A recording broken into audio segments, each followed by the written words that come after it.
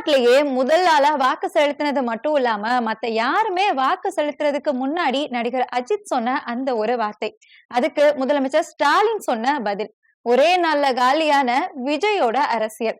இந்த தேர்தல் முடிஞ்சாலுமே விடாது கருப்பு அப்படிங்கிற மாதிரி விஜய பின்தொடர போகும் குற்றங்கள் விரிவாக பார்க்கலாம். Welcome to Mathimugam decode. நான் இசை.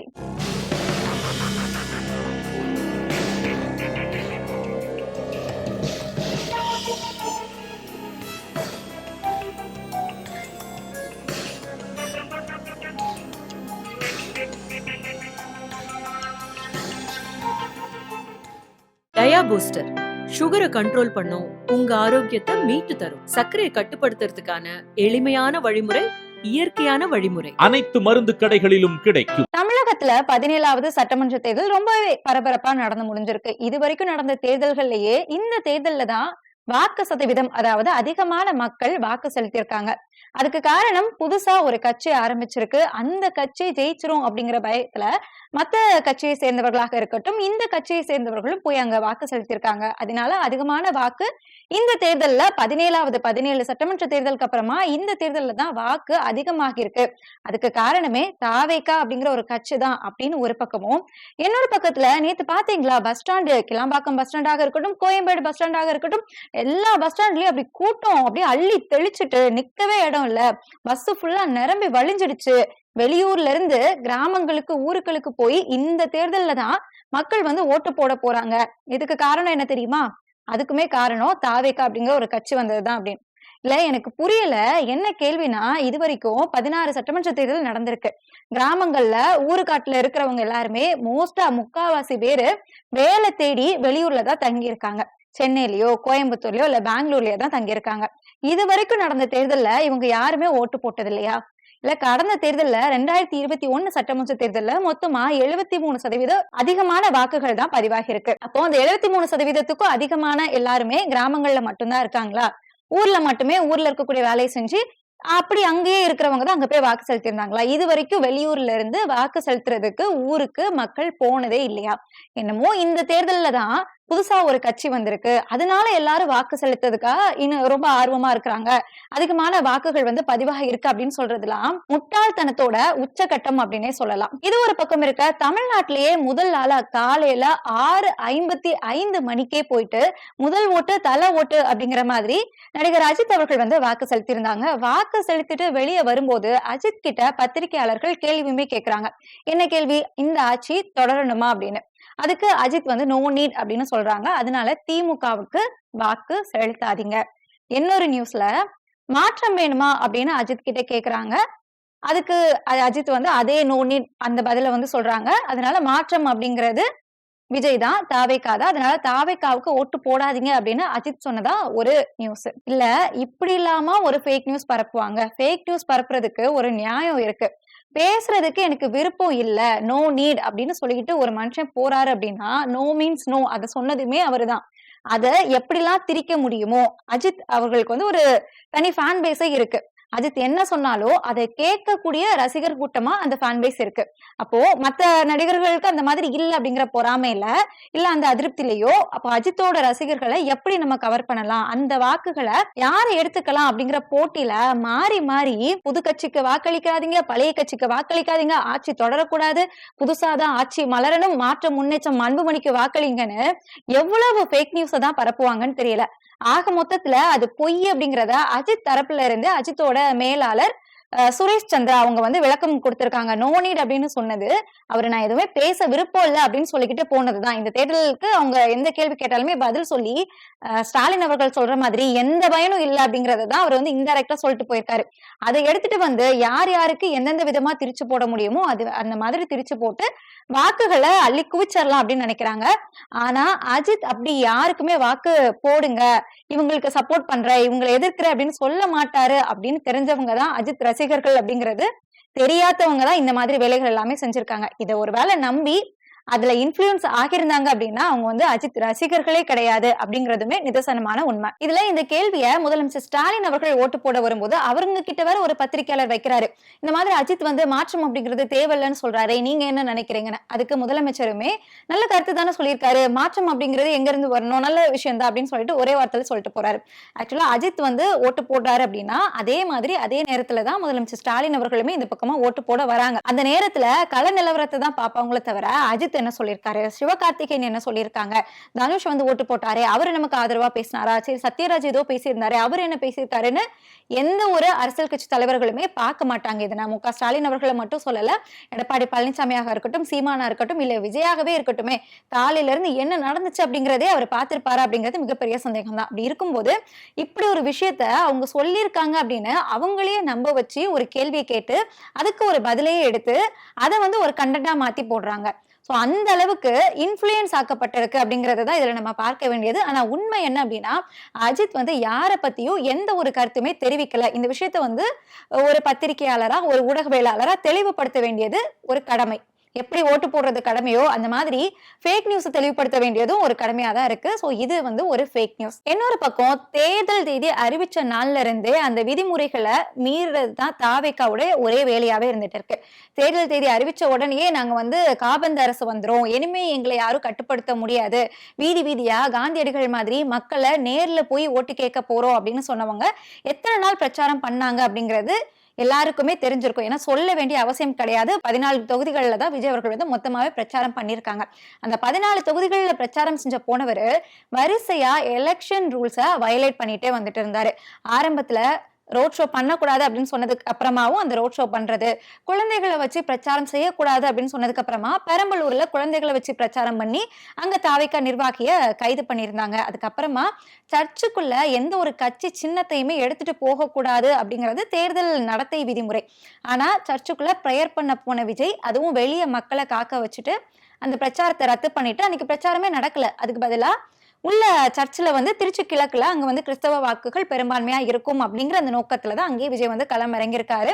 அப்போ அந்த வாக்குகளை எப்படி கவர் பண்ணலாம், சர்ச்சுக்குள்ள போய் கர்த்தர்கிட்ட ப்ரேயர் பண்ணோம்னா அது மூலமா அவங்க வந்து ஒரு சிம்பத்தி கிரியேட் பண்ணலாம், அந்த மத இணக்கத்தை நம்ம எடுத்துட்டு வரலாம், வாக்குகள் எல்லாமே அள்ளிடலாம் அப்படின்னு சொல்லிட்டு பிரச்சாரத்தை ரத்து பண்ணிட்டு மக்களை பல மணி நேரமா அங்க காக்க வச்சுட்டு உள்ள போய் கர்த்தரை வேண்டிக்கிட்டாரு, இந்த வாட்டி என்ன எப்படியாவது ஒரே ஒரு வாய்ப்பு கொடுங்க அப்படின்னு சொல்லிக்கிட்டு. அதுல எந்த ஒரு தவறுமே கிடையாது. ஆனா தேர்தல் நடத்தை விதிப்படி பார்த்தோம்னா சர்ச்சுக்குள்ளேயோ இல்ல எந்த ஒரு மத வழிபாட்டு தலங்களுக்குள்ளேயோ கட்சி சின்னத்தை எடுத்துட்டு போக கூடாது. விஜய் போகும்போது கழுத்துல தாவிக்கோட துண்டை போட்டு போறாரு, அந்த துண்டுல கட்சியோட சின்னம் இருக்கு. அப்போ இங்கேயுமே எலெக்ஷன் ரூல்ஸை வயலன்ஸ் பண்ணியிருக்காரு தாவேக்கா தலைவர் விஜய். ஆக்சுவலா இதுக்கு தண்டனை என்ன தெரியுமா, 3 வருஷம் சிறை தண்டனை கொடுக்கலாம், இல்லைன்னா 2 லட்சம் அபராதம் கூட விதிக்கலாம், இல்ல ரெண்டும் சேர்த்துமே விதிக்கலாம். ஒருவேளை விஜய் வந்து ஜெயிச்சிட்டாருன்னு வச்சுக்கோங்களேன், திருச்சி கிழக்குலயோ இல்ல பெரம்பூர்லயோ ஏதாவது ஒரு தொகுதியில தான் ஜெயிக்க முடியும். அப்படி ஜெயிச்சாலுமே அந்த வெற்றி செல்லாது அப்படின்னு கூட அறிவிக்க முடியும். தேர்தல் ஆணையத்துக்கு இந்த பவருமே இருக்கு. ஏன்னா தேர்தல் நடத்தை விதியை வந்து மீறியிருக்காரு அப்படிங்கிற குற்றம் நிரூபிக்கப்பட்ட தேர்தல் ஆணையம் இந்த ஒரு நடவடிக்கையுமே எடுத்து ஜெயிச்ச விஜய வெற்றி வந்து செல்லாது அப்படின்னு கூட அறிவிக்கலாம். அதோட முடிச்சாரா அப்படின்னா எக்ஸ்டெண்ட் பண்ணிட்டே வராங்க. அந்த குற்றம் வந்து அப்படி வரிசையா அடிக்கிட்டே போகுது. தாவேக்கா வேட்பாளர்களுக்குள்ள எவ்வளவு குற்ற பின்னணி இருக்கு அப்படிங்கிறது இதுக்கு முன்னாடி நிறைய பேர் எக்ஸ்போஸ் பண்ணிட்டாங்க. இப்போ தாவேக்கா அந்த கட்சி மேலேயே எத்தனை குற்றங்கள் வரிசையா அடிக்கிட்டே வராங்கன்னு பாருங்க. பிரச்சாரத்தை முடிக்கும் போது விஜய் அவர்கள் வந்து பேசுறாரு, கடைசியா இறுதி பிரச்சாரம் எல்லாருமே பேசக்கூடியதான். என்ன சொல்லுவாங்கன்னா இது வரைக்கும் செஞ்ச பிரச்சாரங்களை ஓவராலா ஒரு சம்மரி மாதிரி, இது வரைக்கும் செஞ்ச திட்டங்கள் எல்லாமே ஒரு சம்மரி மாதிரி சொல்லி வாக்கு செலுத்துங்க அப்படின்னு சொல்லி கேட்பாங்க. ஆனா விஜய் வந்து என்ன பண்ணாருன்னா அப்பம் கூட ஓட்டை இல்லாத குட்டி பசங்க கிட்ட போயிட்டு நீங்க எப்படி எல்லா விஷயத்தையும் அடம்பிடிச்சு கேட்டு வாங்குவீங்களோ அதே மாதிரி உங்க அப்பா அம்மாவையும் விஜய் மாமாவுக்கு ஓட்டு போட சொல்லி கீழே படுத்து உருண்டு அழுது கதறி எப்படியாவது போட வச்சிருங்க அப்படின்னு கெஞ்சி கூத்தாடி கேட்டிருந்தாரு. இது சட்டப்படி பார்த்தோம்னா இது ஒரு குற்றம். ஏன்னா குழந்தைகளை பிரச்சாரத்துக்கு பயன்படுத்த கூடாது அப்படிங்கிறதுமே தேர்தல் நடத்தை விதிதான். தேர்தல் வந்தா நாங்க அதை செஞ்சிருவோம் இதை செஞ்சிருவோம், காபந்து அரசு வந்ததுன்னா எங்களை வந்து கட்டுப்படுத்தவே முடியாதுன்னு சொல்றவங்களுக்கு தேர்தல் நடத்தை விதி அப்படின்னா என்னன்னு கூட தெரியாமையா போயிரும். குழந்தைகளை பிரச்சாரத்துக்கு மட்டும் கிடையாது, குழந்தைகளை வேலை எந்த ஒரு வேலையுமே செய்யக்கூடாது, குழந்தை தொழிலாளர் சட்டம் அப்படிங்கிறது ஒண்ணு இருக்குதா அப்படிங்கிறது தாவேக்காவினருக்கு தெரியுமான்னு தெரியல. குழந்தைகளை வாக்கு கேட்க சொல்லி ஓப்பனாவே சொல்றாரு பிரச்சாரத்துல, ஸ்டேஜ்ல நின்றுட்டு நீங்க வாக்கு கேளுங்க, உங்க அம்மா அப்பா கிட்ட எனக்காக நீங்க பேசுங்க அப்படின்னு கேட்கிறாரு. அவங்க பிரச்சாரத்துல கலந்துக்கிறதோ இல்ல அந்த கொடியை வச்சு ஊர்வலமா போறதோ இல்ல ஒரு கவிதை சொல்றதோ பிரச்சாரம் சம்பந்தமா பேசுறதோ இல்ல அந்த கூட்டத்துல போயிட்டு பேரண்ட்ஸ் இல்லாம போய் நிக்கிறதோ கூட குழந்தைகளை அதுக்காக பயன்படுத்தினதுதான் வரும். குழந்தை சிற்றார் சட்டத்துல இதுக்கு வந்து தண்டனையுமே கொடுக்கப்படும். அதாவது 6 மாசத்துல இருந்து 2 வருஷம் வரைக்கும் சிறையோ இல்லைன்னா 10,000 இருந்து ஒரு 20,000 வரைக்கும் அபராதமோ விதிக்கப்படும். இல்லைன்னா 2 சேர்த்துமே விதிக்கப்படும். இந்த சட்டமுமே விஜய் மேல பாயறதுக்கு அதிகமான வாய்ப்பு இருக்கு. ஏன்னா விஜயே ஓப்பனா அவரோட வாயாலவே குழந்தைகள் கிட்ட வாக்கு கேளுங்க அப்படின்னு சொல்லியிருப்பாரு. ஏற்கனவே சர்ச்சுக்குள்ள கட்சி கொடிய போயிருக்காரு. தேர்தல் ஆணையம் நினைச்சது அப்படின்னா எலெக்ஷன் முடிஞ்ச ரிசல்ட் வந்து விஜய் ஜெயிச்சாலுமே அது செல்லாது அப்படின்னு அறிவிக்கிறதுக்கு அதிகமான வாய்ப்பு இருக்கு. இப்போ இந்த குற்றத்தை எந்த லெவல்ல எடுத்துட்டு வந்து நிறுத்திருக்காங்க அப்படின்னா, ஆரம்பத்துல இருந்தே தலைவர் வந்து அந்த விதிகள் எல்லாத்தையுமே பின்பற்றிட்டு வந்திருந்தாரு அப்படின்னா ஓகே, நம்ம தலைவர் வந்து பின்பற்றாரு, நம்மளும் அதை வந்து ஃபாலோ பண்ணணும் அப்படிங்கிற ஒரு எண்ணம் அவரோட தொண்டர்கள் கிட்டையும் ரசிகர்கள் கிட்டையும் இருந்திருக்கும். எப்படி அஜித் அவர்கள் வந்து சொன்னா இங்க கம்பேர் பண்ண வேண்டிய அவசியம் கிடையாது, இருந்தாலுமே சொல்லி ஆகணும். அஜித் வந்து கையை அசைச்சாலே அந்த ரசிகர்கள் கட்டுப்படுறாங்க, அமைதியாக்குறாங்களோ அதே மாதிரி தாவேகா தலைவர் விஜய் அவர்கள் ஒரு விஷயத்த பின்பற்றினா தானே அவங்க தொண்டர்களும் பின்பற்றுவாங்க. விஜய் மேலேயே நான் இப்ப சொன்ன இவ்வளவு குற்ற பின்னணி இந்த ஒரு தேர்தல் தேதி அறிவிச்சு மார்ச் 15ஆம் தேதி அறிவிச்சாங்க. இன்னைக்கு வந்து 23ஆம் தேதி. இந்த நாள் இடைவெளியிலேயே இவ்வளவு குற்றங்கள் வந்து விஜயே எடுத்து வச்சிருக்காரு அப்படின்னா அவங்க தொண்டர்கள் வந்து இன்னும் ஒரு 8 அடி எக்ஸ்ட்ரா தானே பாய்வாங்க. அவங்க என்ன செஞ்சிருக்காங்க, இன்னைக்கு ஓட்டு போட போகும்போது அந்த பூத்துல போய் நம்ம போய் பிரஸ் பண்ணுவோம் இல்லையா, ஓட்டு போடக்கூடிய அந்த நேரத்துல நீங்க வந்து மொபைல் போனை உள்ள எடுத்துட்டு போகக்கூடாது. உங்களோட கைபேசியை எடுத்துட்டு போயிட்டு அதை போட்டோ எடுக்கவோ இல்ல வீடியோ எடுக்கவோ அதை எடுத்து சோசியல் மீடியால பதிவு பண்ணி வாக்கு போடுங்கன்னு கேட்கவோ இதுதான் சின்னம் இதுதான் நம்பர்னு சொல்லிக்கிட்டு பிரச்சாரம் பண்ணவோ கூடாது அப்படின்னு நேற்றைக்கு கூட தலைமை தேர்தல் அதிகாரி அர்ச்சனா பட்நாயக் வந்து ரொம்ப தெளிவா சொல்லியிருந்தாங்க. பிரஸ் மீட்ல ஒரு பேட்டியாவே கொடுத்திருந்தாங்க. இந்த மாதிரி எல்லாம் பண்ணக்கூடாதுப்பா, இதெல்லாம் பண்ணா அது குற்றம், நீங்க பண்ணீங்கன்னா 6 மாசம் சிறை தண்டனை உங்களுக்கு கிடைக்கும், இது வந்து தேர்தல் நடத்தை விதியை மீறுறது அப்படின்னு தெளிவா சொல்லியிருக்காங்க. சரி, இவ்வளவு நாளா எல்லாத்துக்கும் ஒரு வீடியோ போட்டாங்க இல்லையா, எஸ்ஐஆருக்கு ஒரு வீடியோ, கரூர் சம்பவத்துக்கு ஒரு வீடியோ, எதுவா இருந்தாலும் ஒரு வீடியோ மூலமா பேசுற விஜய் ஒரு வீடியோ போட்டு இல்ல எதுவா இருந்தாலும் ஆன்லைன்லயே அரசாங்கம் நடத்தக்கூடிய விஜய் ஒரு அறிக்கையாவது கொடுத்து இந்த மாதிரி எல்லாம் பண்ணாதீங்க, நீங்க ஒரு குரங்கு கூட்டம், உங்களுக்கு சொன்னாலும் புரியாது, இருந்தாலும் நான் சொல்றேன், தயவு செஞ்சு இப்படிலாம் பண்ணாதீங்க அப்படின்னு எந்த ஒரு அறிவுரையுமே சொல்லல. ஏன் இது விஜய் மட்டும்தான் சொல்லணும் அப்படின்னு கேட்டோம்னா மத்த எந்த கட்சியிலையும் இந்த மாதிரி செஞ்சு மாட்டிக்கல. ப்ரூவன் அப்படின்னே சொல்லலாம். இன்னைக்கு தாவேகாவை சேர்ந்த திருப்பத்தூர் மாவட்ட நிர்வாகி சக்திவேல் அவரை வந்து கைது பண்ணியிருக்காங்க. எதுக்கு, உள்ள போய் வீடியோ எடுத்து அதை சோசியல் மீடியால அப்லோட் பண்றதுக்கு. இது சக்திவேல் மட்டும் கிடையாது, அவரை கைது பண்ணியிருக்காங்க. அடுத்து பல கைதுகள் வந்து வரிசையா நடக்க போகுது. ஏன்னா நீங்க வந்து இன்ஸ்டாகிராமையோ இல்ல பேஸ்புக்கையோ இல்ல ட்விட்டரையோ ஓபன் பண்ணாலே விசில் சின்னத்துல குத்துற அந்த வீடியோவை அப்படியே எடுத்து போட்டு அதுக்கு பின்னாடி வந்து விஜயோட பாட்டையும் போட்டு பச்சையாவே காட்டி கொடுக்குறாங்க. நாங்க வந்து இதுக்குதான் ஓட்டு போட்டிருக்கோம், நாங்க வந்து தாவேகாவை சேர்ந்தவங்க தான் அப்படின்னு சொல்லிக்கிட்டு வெளிப்படையாவே போட்டுட்டு இருக்காங்க.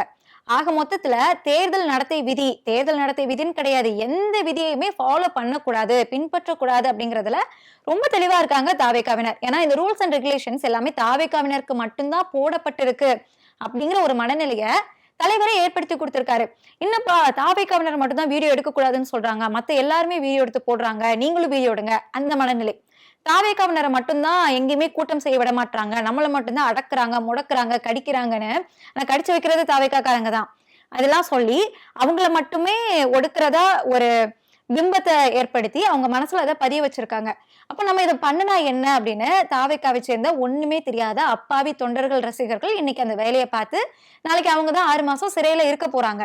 இதை பார்த்து விஜய் வந்து அவங்கள வெளியே எடுக்கிறதோ இல்ல ஜாமீன் கையெழுத்து போடுறதோ இல்ல ஏதாவது ஒரு உதவி செய்யறதோ குடும்பத்துக்கு எதுவுமே செய்ய மாட்டாரு. ஆக மொத்தத்துல மாட்டிட்டு முழிக்க போறது என்னமோ தாவேகா தொண்டர்களா தான் இருக்க போறாங்க, தாவேகாவை சேர்ந்த ரசிகர்களா தான் இருக்க போறாங்க. இப்பவே இந்த நிலைமை அப்படின்னா ஒருவேளை விஜய் வந்து ஆட்சிக்கு வந்தா இல்ல விஜய் மட்டுமாவது சட்டமன்றத்துக்குள்ள போனா என்ன நிலைமையில இருப்பாங்க, இவங்க எந்த விதிமுறைகளை ஃபாலோ பண்ணுவாங்க, இவங்க என்ன மக்களுக்கு சொல்லி கொடுக்க போறாங்க அப்படிங்கறதே மிகப்பெரிய கேள்விக்குறியாதான் இருக்கு. என்ன நடக்க போகுது அப்படிங்கறத மே 4 அன்னைக்கு பொறுத்திருந்து தெரிஞ்சுக்குவோம். இணைந்திருங்கள்.